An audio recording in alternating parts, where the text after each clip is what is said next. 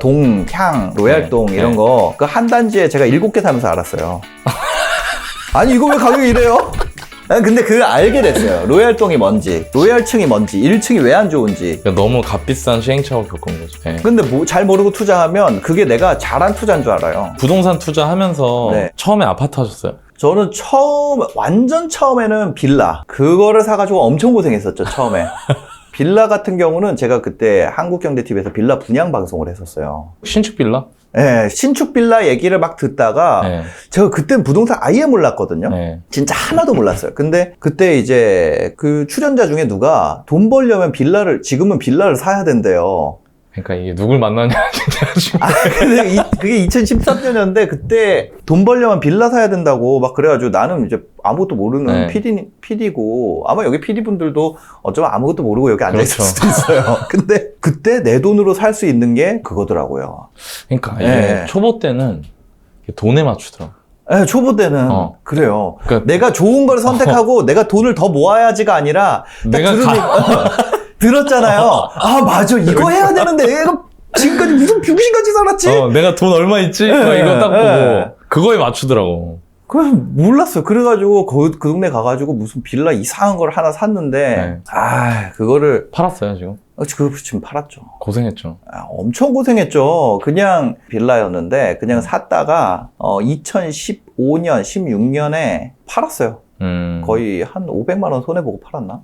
그래서 처음에 한 2천만 원 정도 까먹었죠. 근데 그러면 이 얘기는 아무 데서도 안 했어요. 그러니까 나도 몰랐어 나 진짜. 안 했죠. 왜냐면 그 얘기를 굳이 할 필요가 없으니까. 할 기회도 없었고. 난 아파트만 하는 줄 알았지. 아직도 찾아보면 실거래가가 찍혀 있더라고요. 내가 판 가격이. 판 가격이. 네.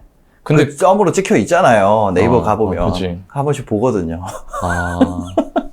사임당님 첫 번째로 성공한 투자가 뭐예요? 부동산 중에서는 제가 첫 번째로 성공한 투자는 그거예요. 실거주. 왜냐면 그 전까지는 그 앞에는 잘 몰랐잖아요. 근데 실거주를 하려고 그러니까 내가 전 재산이 들어가잖아요, 거의. 공부를 많이 하게 되더라고요.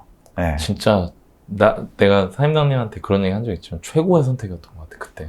그래요? 본인이 할 수 있었다. 네, 그때 돈도 다 막 진짜 다 끌어 모아갖고. 그쵸. 저기를 정리를 한 거야. 그 손절을 치고. 그래서 그거 살려고. 네. 내가 잘못 투자를 하고 있구나 이렇게 생각이 돼가지고 그 빌라 정리하고 이제 그때 사업도 이제 조금씩 벌기 시작하면서 그러면서 이제 렌탈 스튜디오 할 때. 왜냐면 이제 현금 흐름이 되니까 대출을 내도 되겠다. 왜냐면 그때까지만 해도 내가 대출을 내면 다 갚아야 된다고 생각을 했어요. 그래서 사실은 더 좋은 집을 갈 수 있었지만 무리 안 했네. 그때 그러니까 뭐냐면 내가 원금을 싹 다 갚을 수 있는 집을 간 거예요. 그랬구나. 그래서 그때 좀 벌었었는데 그래도 뭐 한 1,000 넘게는 벌었던 것 같아요. 그때만 해도. 근데 그때 이제 거기가 3억 9천, 뭐 4억 이렇게 호가가 나오고 있었어요. 2015년. 근데 그때 매물로 나왔었는데 4억 1천에 나온 거예요.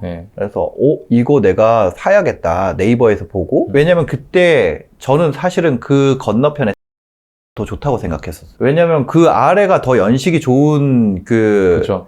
지금은 저기가 저렇게 됐지만 그때만 해도 다 빌라였지. 그때 제가 그 임장 왔을 때는 막 부서진 데도 많고 무슨 귀신 나오는 것 같이 감정평가 다시 해달라고. 막 현수막 걸려있고. 막 난리였어요. 그래서 그 덤프트럭 막 왔다 갔다 하고 막 왜냐면 저쪽은 또 막 짓고 여기 막 부서져 있고 어디는 아직 막 살고 있고 막 이런 때래 가지고 여기를 가느냐 막 고민을 했는데 여기 더 비싸더라고요. 엄청 대단지고. 그래서 근데 이제 다 갚아야 되고 막 이런 것 때문에 그래서 그걸 고민을 하다가 그때 갔어요. 진짜요? 간 이유가 부동산 사장님이 더 좋다 그래서 그때 몰랐어요. 팔았어야 됐구나. 팔았어야 됐구나. 근데 왜냐면 그때 4억 5백인가? 뭐 되게 그때 가격으로 봤을 때는 싸게 나왔다고 생각을 했어요. 그 옹벽 있는 데는 아니었죠? 옹벽 있는 데 아니고 되게 앞쪽동이었구나. 이제 그 정자 있고. 그래서 바로 주차하고 들어가도 되고. 그래서 괜찮겠다. 근데 그게 제가 했던 제일 성공적이고 첫 번째 잘한 투자였어요. 실거주가 의미가 있네. 그러고 나서 그걸 하면서 많이 배웠잖아요. 그러고 나서부터 투자를 본격적으로 했죠. 그리고 제가 너나이님이랑 할 때 굉장히 많이 늘었어요. 부동산에 대한 관점이. 왜냐면 저는 너나임이랑 방송을 하면 그게 실제 그런지를 검증을 해보니까. 네. 나 통과했어요, 검증. 아니, 그게 아니라 실제 이게 성과가 날까? 이렇게 하면? 그치, 그건 뭐 실제로 방송 기간이 길었기 때문에 네. 검증이 그냥 됐잖아요. 네, 그쵸. 슈퍼마리오 투자 방식이잖아요. 이렇게 이게 멀어졌을 그렇지. 때가 아니라 멀어졌을 때 가까웠을 때 점프해야 점프하는 된다고. 거. 네. 이게 맞는 것 같은 거예요. 이게 맞지. 아무리 생각해도 논리적으로도 틀린 게 없고 경험적으로 제 생각을 해봐도 틀린 게 없는 거예요. 왜냐면 현실적으로 서울에 지금 15억짜리 집을 월급쟁이들이 사는데 그 사람들이 월급으로 살까 그걸? 그러니까. 그건 그래서 말이 안 되는 것 같아요. 이거는 슈퍼마리오는 맞다. 그래서 이제 슈퍼마리오 방식으로 다 이제 찾아본 거죠. 지금 신사임당님 자산 포트폴리오가 어떻게 돼요? 저는 한 90%는 네. 저건 것 같아요. 그 부동산인 것 같고. 역시 우리 거야. 그러려고 그런 게 아니라, 네. 저는 되게 안정적으로 투자를 하려고 그랬거든요. 그래서 한 30%에서 40% 정도를 현금을 가져가고, 6대4 정도로 네. 내가 나중에 또 현금이라는 건 기회를 잡을 수 있는 기회를 또 주잖아요. 그래서 4 중에 2는 달러, 2는 우리나라 원화. 돈. 네, 그렇게 하는 게 굳이 그렇게 나누려고 나눈 게 아니라 이제 유튜브를 하다 보면 유튜브 수익이 달러로 들어오잖아요.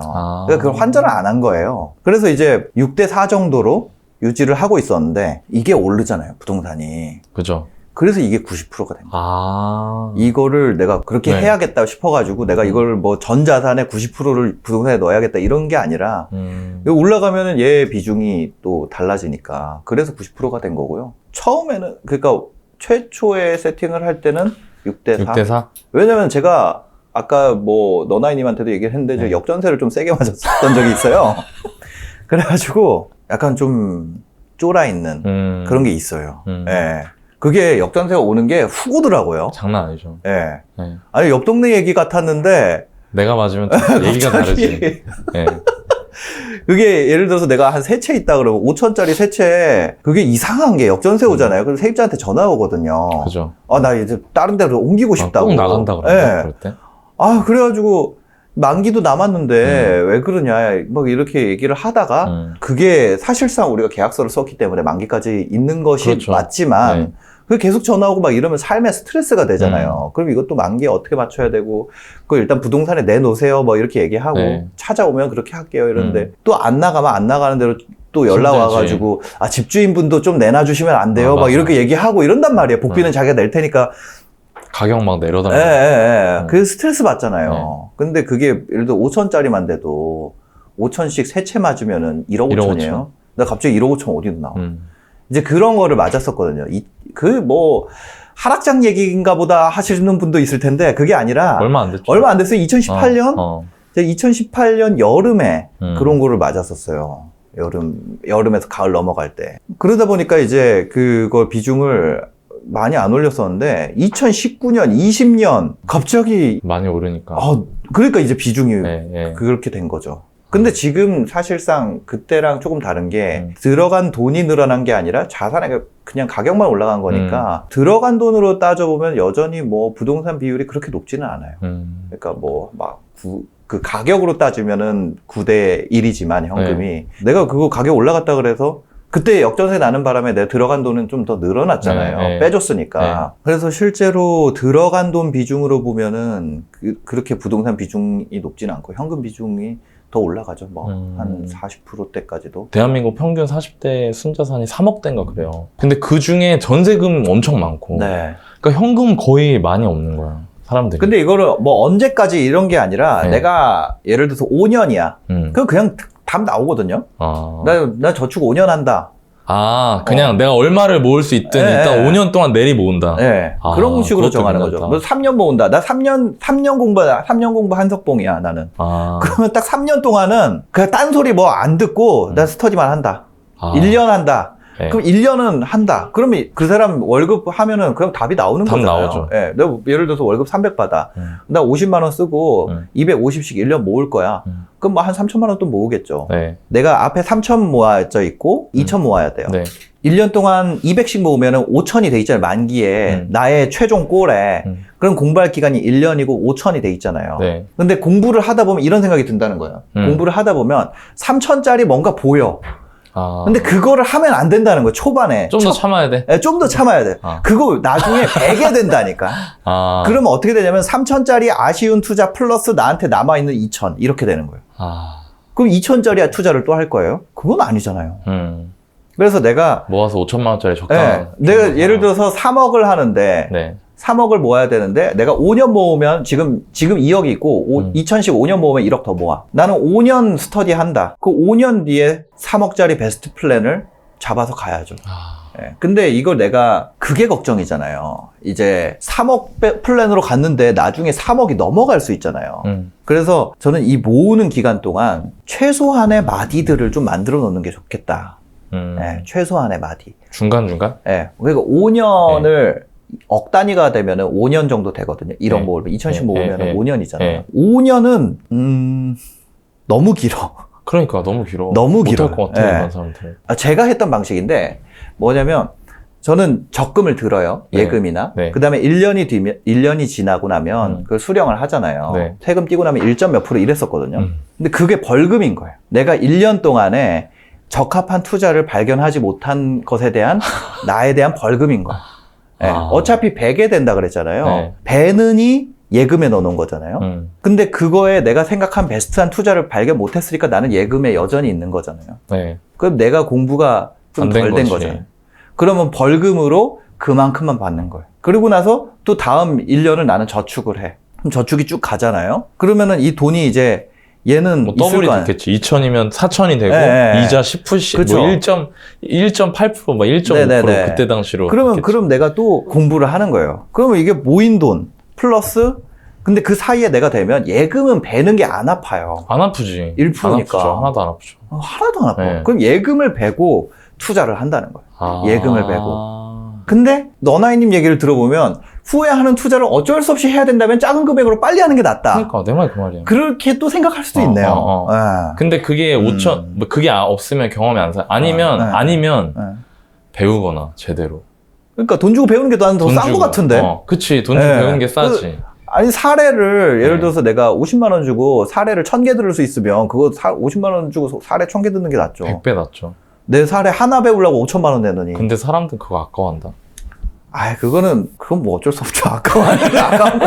저는 그거 있잖아요. 저 막 동향, 막 이런 거, 로얄동 이런 거. 그 한 단지에 제가 7개 사면서 알았어요.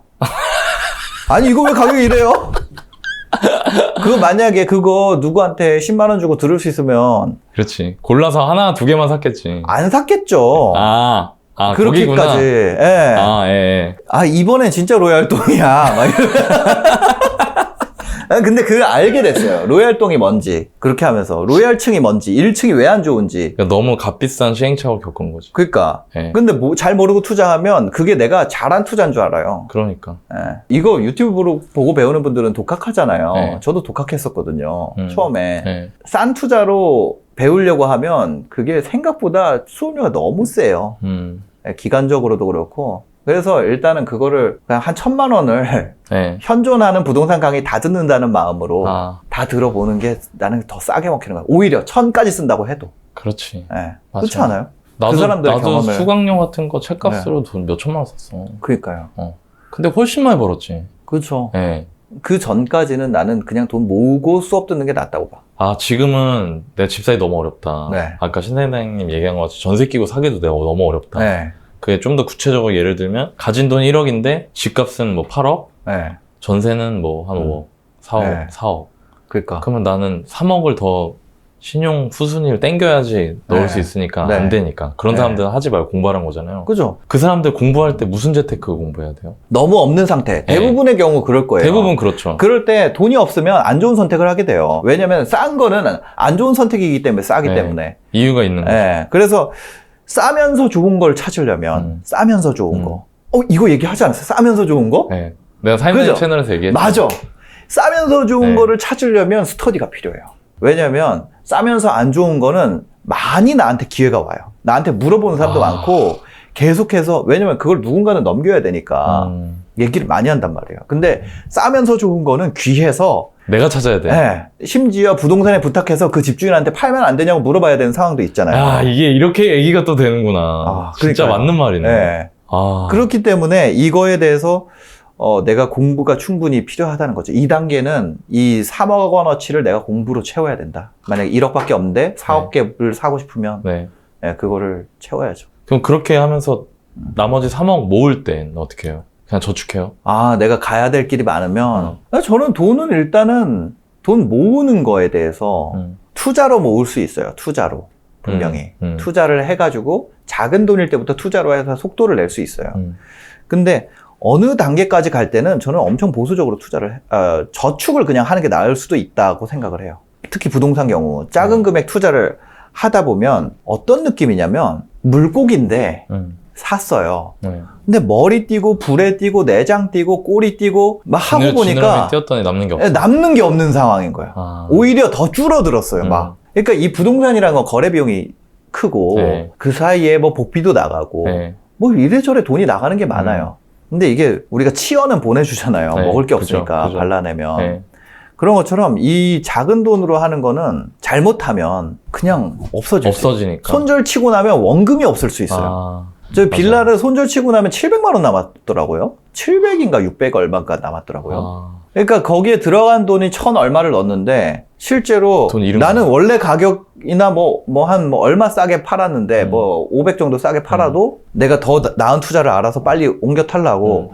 근데 와 보니까 나한테 남은 게 1000만 원 넘게 2000만 원 가까이 투자를 했음에도 보면은 나한테는 이제 700 남아있고. 그렇게 될 수 있다는 거예요. 맞아요. 그래서 초반에 잘 모를 때는 그냥 생으로 모으는 게 더 나은 구간이 있다. 지금 이걸 듣는 분들의 구간으로 나눠보자면 생으로 모으는 게 더 나은 구간이 있고 어느 정도 확신이 생겨서 이 투자를 해볼 수 있는 기간이 있는데 문제는 이게 최종 목적지냐는 거죠. 내가 이 다음에 다른 투자를 하려고 모으는 건데 내 플랜이 예를 들어서 내가 2년 뒤에 다른 거를 하려고 돈을 모으는 플랜이에요. 근데 2년 뒤에 안 맞을 수 있잖아요. 그치. 내가 돈이 필요로 하는 순간과 여기 투자가 성공까지 수확까지 거두는 기간이 내 계획과 사마띠 아니할 수 있잖아요. 거의 안 맞죠. 안 맞는 경우가 많아요. 사마띠 아니하시고. 그러면 내가 아직 있기 전인 거를 배야 될 수도 있는 상황이 될 수 있잖아요. 그래서 이제 그런 것들을 공부할수록 더 좋은 거가 보여요.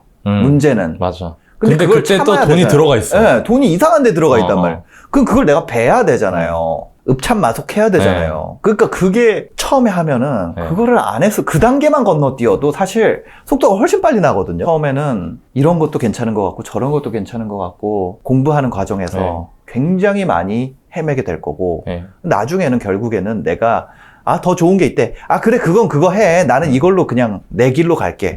왜냐하면 나중엔 이걸 알게 되니까 플랜대로 간다는 게 얼마나 중요한지 배지 않는다는 게 얼마나 중요한지를 그 배지 않는 것만으로도 앞서 나갈 수 있다는 거를 나중에 돼서 알게 되거든요. 그게 참 아이러니한 것 같아. 그래서 처음에 어차피 초반에 배우는 거는 배게 될 거니까 그냥 모으면서 됐다 싶을 때 한 번 더 공부해보고 됐다 싶을 때 한 번 더 공부해보고 하면서 애초에 처음 봤던 3억 거기까지는 한번 가보는 게 어떨까 하는 생각도 드는 거죠. 근데 이거 저는 답은 아니에요. 지금 시점에 당신들이 내 집 마련을 생각할 때 어떻게 했으면 좋겠다. 첫 번째, 제일 베스트인 분들. 내가 돈이 많이 벌었어. 아니면 우리 동네가 싸. 그래서 내 돈만큼 그냥 빚 없이 살 수 있는 분들. 소수지만 있겠죠. 어차피 나 감당이 되니까. 이거 부동산을 한번 들어가면 되게 오래 살잖아요. 그죠. 그 거의 살면서 이사 한 번도 안 한 분들도 많아요. 그런 경우에는 완전 장기로 보면 내 집이 있는 게 좋죠. 근데 이제 이 구간에 있는 분들이 줄어든 게 문제잖아요. 두 번째가 뭐냐면 내 두 번째 구간에 있는 분들이 내가 돈 사는 동네가 싸거나 아니면 내가 돈이 충분해서 여기에 내가 살려고 그러는 지역에 갭으로 살 수 있는 돈이 있는 분들. 갭으로 산다는 건 새끼고. 새끼고. 저는 여기까지도 오케이라고 생각을 해요.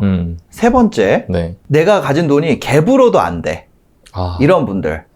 여기서부터는 공부하기 가장 좋은 기회가 아닌가. 오히려? 일단 안 사고. 예.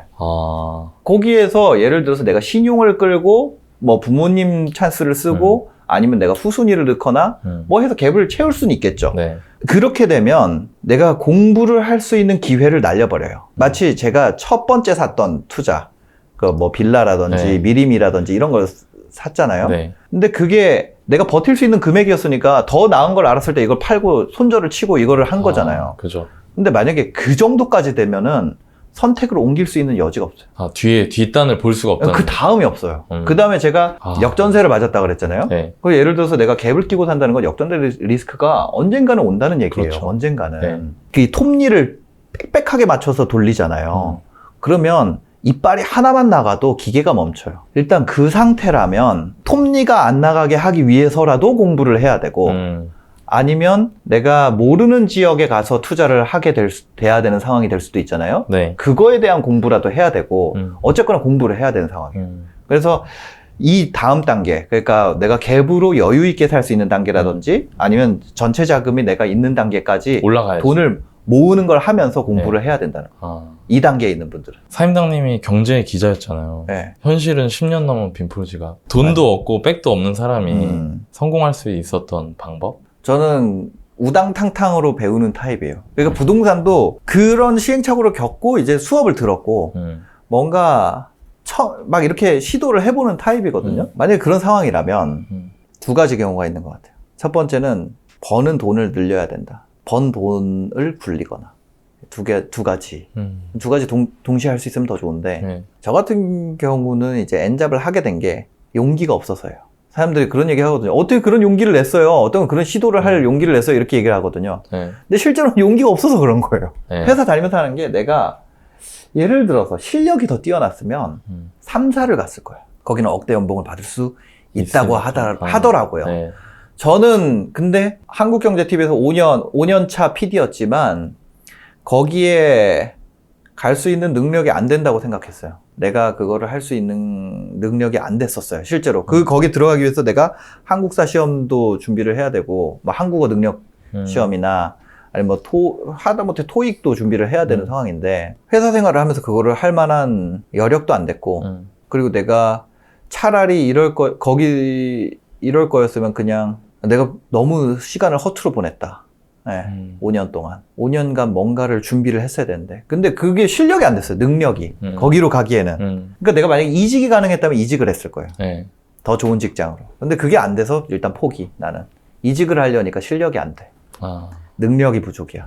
그렇다고 퇴사를 하기에는 내가 용기가 없는 거예요. 퇴사를 하기에는 용기가 없고, 이직을 하기에는 능력이 없고. 또 외벌이었잖아요. 네, 전 그런 사람이었어요. 그러니까 선택할 수 있는 게 그 엔잡인 거예요. 엔잡인 거죠. 네. 그래서 엔잡을 한 거예요. 근데 만약에 지금 저와 같은 상황이라면 저는 그렇게 할 것 같아요. 일단은 능력이 있다면 좋은 직장으로의 이직이 첫 번째. 엔잡을 하더라도 좋은 직장에서 하는 게 나아요. 지금 직장이 너무 별로면 엔잡하기도 힘들어. 네.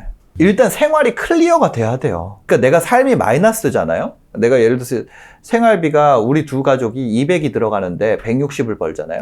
그러면 안 40이 마이너스잖아요. 네. 그럼 엔잡을 할 수가 없어. 어느 정도라도 잉여가 남아야지 엔잡을 할 수 있어요. 왜냐면 이제 집에서도 헛짓하는 걸로 보이는 시간이 있기 때문에. 그렇죠. 그럼 그거에 대해서 가족에 클리어가 안 된단 말이에요. 일단은 그 상황이라면 능력이 된다면 이직을 하는 게 첫 번째다. 이 기준이 나와 있어요. 저 그 전엔 몰랐는데 도시근로자 평균 소득만큼 벌어야 된다. 첫 번째. 그거만큼은 벌어야 돼요. 맞벌이든 왜 벌이든. 어떻게 하든 그거를 이직으로 마련을 하고 그리고 좋은 직장일수록 워라밸이 가능하거든요. 작은 직장일수록 회사가 나한테 많이 침범해. 그리고 규제도 안 받잖아요. 그럼 규제들이 많이 생기는 바람에 대기업에게 대기업들은 그런 거 다 지킨단 말이에요. 내가 워라밸을 누군가는 라이프의 밸런스로 생각할 수 있지만 나는 내 밸런스 시트, 대차대조표를 맞춰야 될 수 있잖아요. 그렇게 워라 밸런스 시트를 하는 거예요. 나는 더 좋은 직장으로 가면 그게 남잖아요. 그럼 이 시간을 내 걸로 쓰는 거예요. 그래서 첫 번째로 내 시간을 내는 것이 부담이 안 되는 직장으로 옮기는 거. 이거 첫 단계. 자기 일을 잘해야겠네.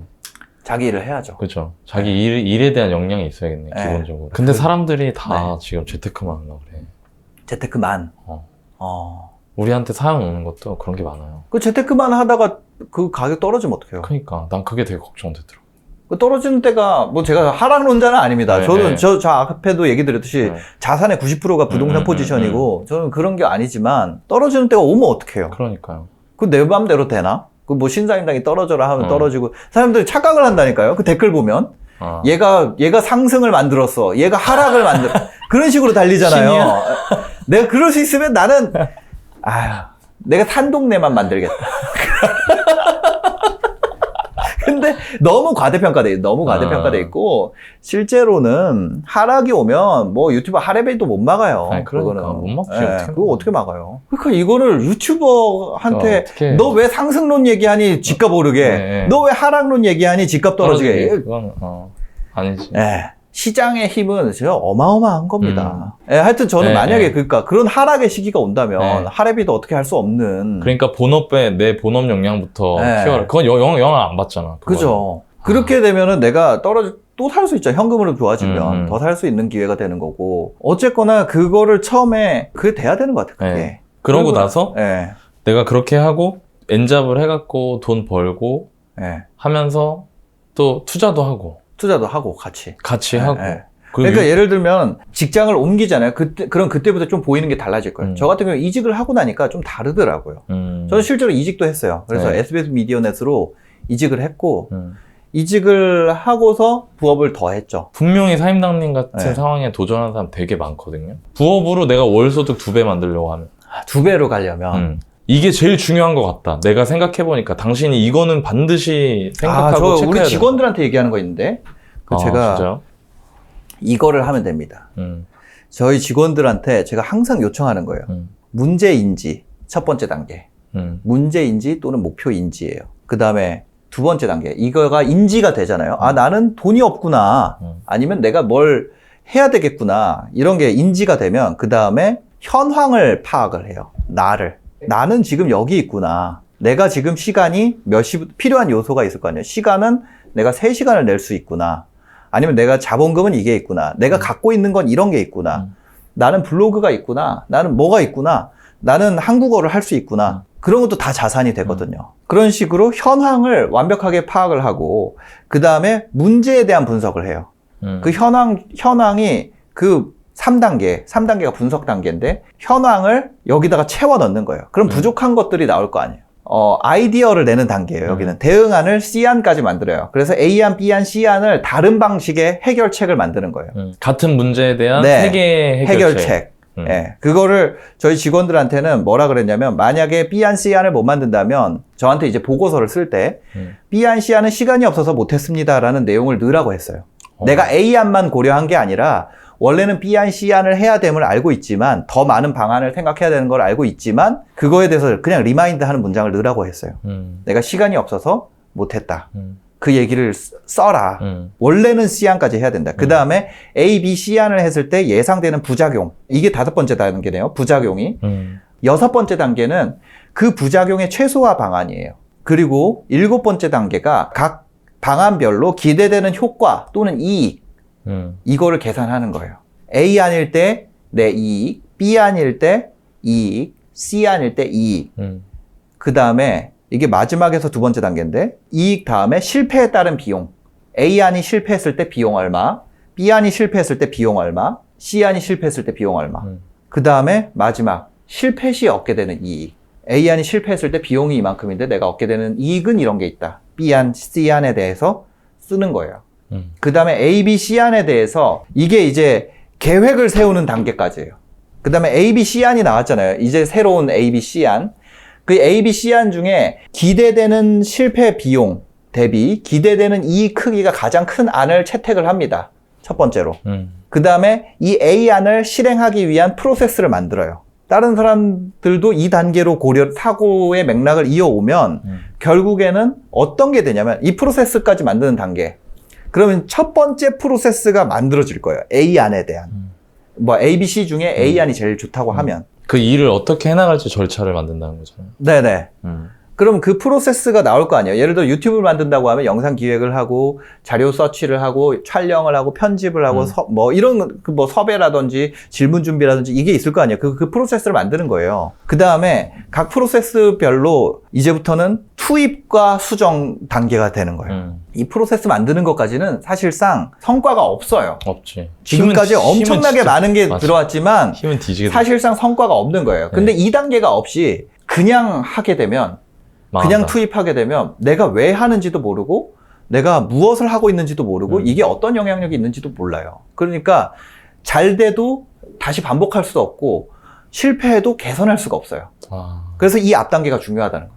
그 다음에 이제 이 작은 튜브가 만들어지잖아요. 그 다음부터는 이제 투입량 싸움이에요. 이 튜브에 100을 넣은 사람은 100번의 케이스를 가지고 100가지 수정을 할 수 있을 거고 2를 넣은 사람은 한 가지를 가지고 한 번씩 수정할 수 있을 거예요. 근데 각자 가진 그게 다르잖아요. 이 리소스라는 게. 여기서 또 다시 문제가 되는 거죠. 제가 아까 처음에 이직을 하고 시간을 먼저 확보하라 그랬잖아요. 네. 그럼 여기 리소스를 확보할 수 있는 방안을 또 생각을 하는 거예요. 문제인지, 현황, 분석, 대응하는 ABC, 예상되는 부작용 ABC, 부작용 최소화 방안 ABC, 기대되는 효과, 실패에 따른 비용, 실패 시 얻는 이익. 이거를 또 다시 한 다음에 이거를 또 하는 거예요. 그렇죠. 그런 식으로 또 리소스를 만들어가지고 이번에 원래 1이었는데 이걸로 늘렸어요. 그럼 뭐 2를 넣으면 2에 대한 피드백이 있을 거 아니에요. 이 피드백하는 과정을 대부분 실패라고 불러요. 프로세스에 내가 2를 넣었는데 0이 나온 거예요. 그러면 이 튜브에 어디가 중간에 어디가 빵꾸가 났는지 아니면 이 튜브의 길이가 충분히 길지 않은 건지 아니면 뭐 중간에 막혀 있는지 이거를 점검해서 이 튜브가 내가 할 수 있는 최적의 사고 과정을 통해서 나온 튜브잖아요, 실제로. 그죠. 그렇기 때문에 여기서 내가 뭔가 잘못 생각했기 때문에 이 튜브가 작동 안 하는 거 아니에요. 근데 이걸 넣어보지 않으면 알 수 없잖아요. 네. 그래서 이거를 넣는다고요. 그러면은 나중에 어떻게 되냐면 5를 넣으면 10이 나오는 튜브가 완성이 될 거예요. 그게 너나이님의 튜브는 그 투자였고 저의 튜브는 스마트 스토어였던 것 뿐이에요. 그래서 거기에다가 그 튜브에다가 이제부터는 뭐냐 투입량 싸움인 거지. 누가 얼만큼 오랫동안 넣을 수 있느냐. 많이. 예. 노력은 여기부터 시작해요. 지금까지는 노력이 아니야. 근데 많은 사람들이 이 튜브를 만드는 단계만 계속 하다가 내가 노력을 했다고 말하죠.